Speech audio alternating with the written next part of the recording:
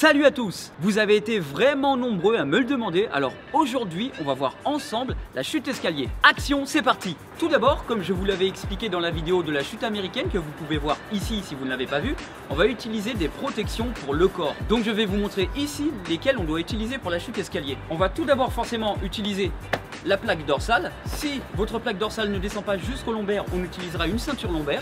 On va utiliser le fameux short qui protège les côtés, l'arrière tout autour et le coccyx. On utilisera les protèges tibia, les protèges coudes, donc qui seront comme ceci, ou à coque rigide. Les fameuses genouillères, donc pareil, hein, vous pouvez utiliser des coques rigides ou ici, moi, c'est souple.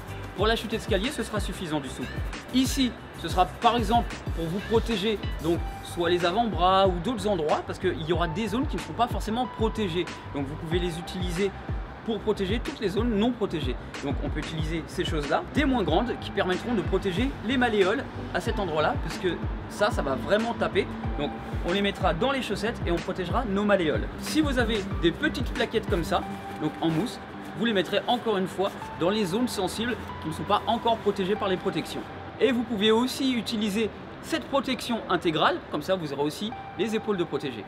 Et vous êtes plusieurs à m'avoir demandé où c'est qu'on pouvait trouver ces protections, donc on peut les trouver un petit peu partout sur internet en cherchant bien, ou on peut les trouver dans des magasins. N'hésitez pas à vous abonner sur mon compte Instagram, donc vous voyez ici le pseudo sur Instagram, où vous pouvez aller voir dans la description le lien direct, abonnez-vous et vous pourrez voir une vidéo que je viens de mettre qui va vous montrer les magasins où on peut les trouver. Comme vous allez voir, les explications sont assez rapides et ce sera à vous de faire le travail de décomposition et de répétition du mouvement. En gros, prenez votre temps sur le mouvement et ne vous précipitez pas. La chute escalier, c'est rien de plus que la chute nem que vous avez pu voir dans la vidéo avec Thibaut. Si vous ne l'avez pas vue, allez la voir.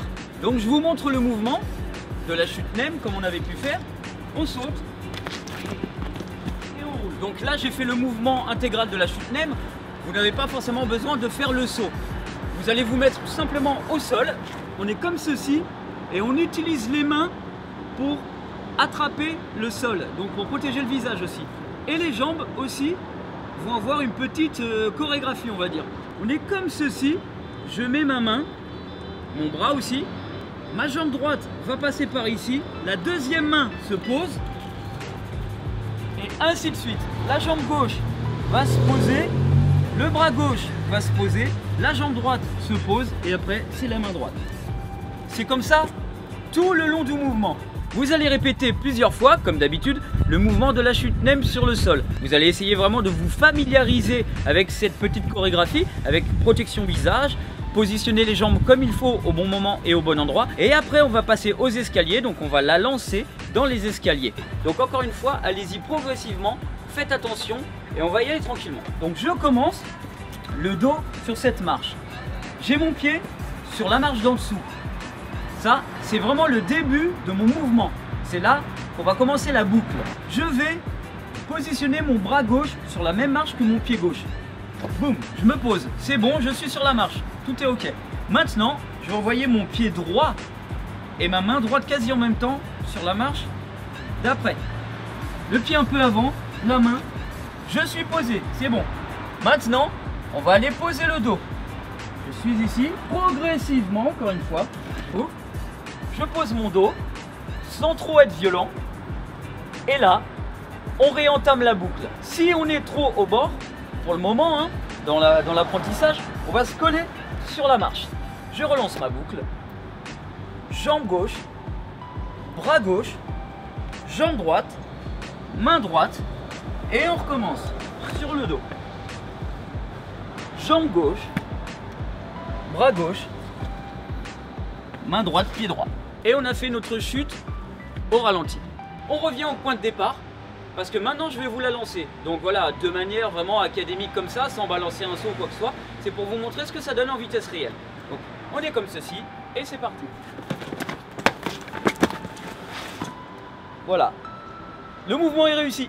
Comme tous les mouvements en cascade, au début on fait ça de manière académique, hein, assez carré, et après on va la crader, on va vraiment la rendre dégueulasse la chute, hein, comme ça fera plus réaliste. On va donner vraiment l'impression qu'on a mal, qu'on rebondit un petit peu. Donc cette fois-ci, on pourra un petit peu, voilà, là on était vraiment en sécurité, on positionnait le dos tranquillement, et là on pourra faire un truc vraiment où le dos tombe, hein, comme si, boum, là à la limite on peut. Une fois qu'on a fait ce mouvement, qu'on l'a bien cradé, il faut savoir qu'on ne va pas forcément faire des chutes comme ceci, uniquement en mode chute nem.